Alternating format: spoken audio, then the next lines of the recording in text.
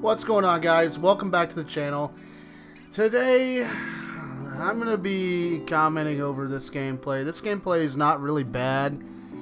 What happens during this gameplay, though, at the end of the match, I was doing really good. It was probably going to be my best gameplay of all time on the beta. But what ended up happening was my team ended up leaving me right at the end. So didn't really get the victory on this one like I really wanted, but it was good gameplay. Not as good as my best, but it was good. So I'm just going to talk over it. We're going to highlight and what I think about Call of Duty Black Ops Cold War and all the negativity that's going on the internet for the game that I will not be a part of. That is for sure. Let's go ahead and start off with some of the modes that I'm concerned about, or the ones that I enjoyed. I did enjoy VIP mode. I thought that was very interesting. The only thing I did not like about the VIP mode, where you're protecting the VIP, is that he had a different outfit compared to the rest of everybody. So he stood out. He had a ball cap and like a jean jacket. So I wish that they didn't know which one was the VIP that you're protecting, that they didn't stand out like a sore thumb. And you know, when it comes to the VIP mode, it really takes a team that really knows what they're doing for that mode to be successful. You know, if your team both go 3 this way and 3 that way, and nobody wants to guard the VIP, how's that going to work? And I'm going with these randos, and nobody's protecting the VIP. Or better yet, the VIP is just sitting in the spawn, not moving. Other than that, I enjoyed the VIP mode. I thought it was a good mode. I didn't play a whole lot of it. I had a user come in and say, hey, Pro, try out the VIP mode. Try it out. And it's on the smaller maps. The Moscow and the crapshoot that's Miami. We'll get into that here in a little bit. But it was on the smaller 6v6 maps. And overall, I think it was a good game mode. It's going to be something that hopefully will replace Search and Destroy. I know Search will probably be back, though, but it would be a great mode if Search disappeared. Because of the reviving and basically the killing and stuff. It's kind of like a Warzone killing format where you can revive your partner, or they get killed and you can't really get them back. You can't buy them back, of course. But overall, the VIP mode was good. The other thing I want to talk about is the big maps for the 12v12. I don't mind the ship one with all the ships and everything else. The snow one was a little too much for me. But I just do not like that mode. I cannot get anything going. I feel like it's a campy kind of Warzone mode that I don't like. I like the, you know, the close combat, the quick combat, constant combat. I get bored sitting on a hill sniping or trying to find somebody camping in a damn bush. I just don't find fun in that like some of the other people that like that in this genre that are new to the Call of Duty format. The 6v6 is where it's at for me. I like the action-packed, guns a-blazing, running and gunning kind of thing. Now when we're talking about maps, we might as well start talking about the tiger in the room. The biggest problem that I've seen with the maps is just one word, and that's Miami. Miami is too large of a map for a 6v6 map. I didn't feel like it was a good map at all to put on the beta to advertise your game, and I really hope that's not going to be a main stable map. I was severely disappointed in Miami and how it performs. The map needs to be shortened. It needs to be cut. Like back where the pool's at and everything else. Like the map could be cut in half, and I feel like it would be a good map then. But as of right now, the way they have Miami, it's a crapshoot. It is a crapshoot. And then let's talk about, is it Moscow? It's the other one. I can't remember the title of it. I should have already had that written down, but I don't. But the one with the bushes, the cartel one, I think it's called. The one with the bushes.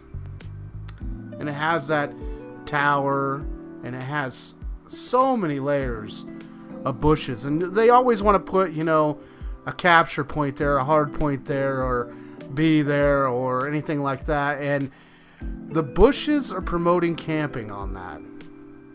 And the problem is when you run through these bushes, you don't know where the guys are at. You can't really see the tops of their heads. You can't see much at all when you're running through the bushes. I think the bushes need to be trimmed on that map. And then other than that, that map would be a good map. It's a little bit too large in the back of the spawns, but they spawn the people not so far back in the spawn. They spawn them closer to the center, so it's not a bad map. Cartel, I think is what it is. It's not a bad map at all. Okay, enough with the maps. Let's talk about some of the guns. The snipers were very easy. And if you ever play with me or watch my gameplay, you know that I am not a sniper by any means. But with these snipers, I was. Anybody can use these things. And I'm telling you right now, they are OP. I'm very scared about where the snipers are going right now, because they are definitely headed in the wrong direction. When they said that they fixed them after the alpha, before the beta came out, they said they fixed them. Well, I'm not seeing that right now at all. When it came to the ARs, the best ones for me, I enjoyed the XM4 and the Krig. The XM4 was my bread and butter, though. My gosh, that gun is amazing. When you would put like a gunfighter on it, when you're allowed to carry extra attachments for it, man, woo! The XM4 was my go-to. The Krig was my second. Krig was a good gun, but the XM4 overall really outperformed the Krig at the end of the day, towards the end of my streams. When it came to tactical rifles, the M93 was the only thing that could really compete in the satellite map with the snipers. And the hills really promoted the sniping, which is fine. We had to have that long lane sniping style map, and satellite really does that. But when it comes to the tactical rifles, the M93 deserves a buff for core. Now, I don't think the M93 will need a buff for hardcore. I think hardcore is going to be successful with the M93 and the snipers when it comes to that. I think all of them will be fine. I'm looking forward to hardcore. I am not looking forward to core anymore. That will probably be the last time I play core on the stream, period. Period. Because, you know, let's face it, I'm the one that usually engages first compared to the enemies. 9 times out of 10, I'm getting turned on and wrecked, or I'm getting the first few rounds off, and they just they just pick up their gun and shoot me. There's many times in my streams you can watch for yourself that I was totally ballistically upset. I'd be the first one to engage. Hit markers, and for them to take it away from me like that and take the kill away, I was pretty upset. Now, I didn't get to play a whole lot with them, but when it comes to pistols, I got a couple kills with them, and you know, a couple people killed me. I think the pistols are going to be fun this year again.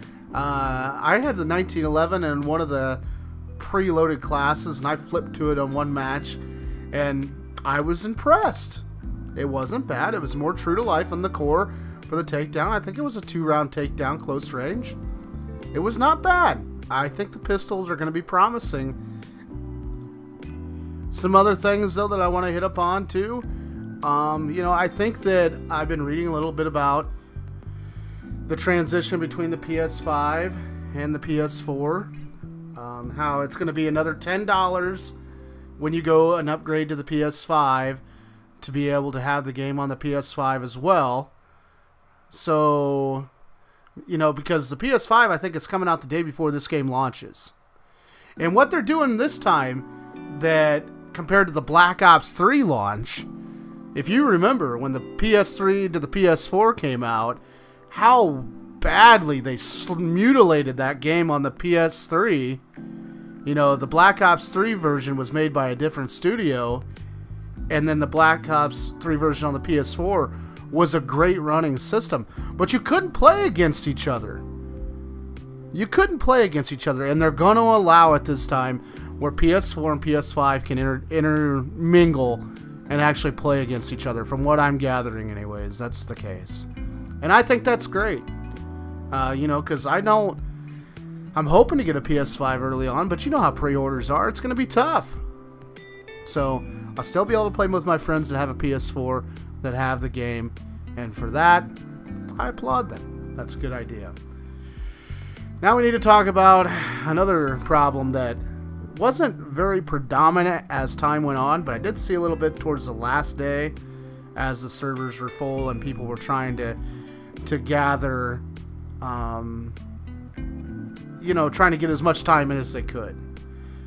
When it came into when the servers got lagged down, that's the issue that I'm having with it too, is that the lag, and it was a weird lag.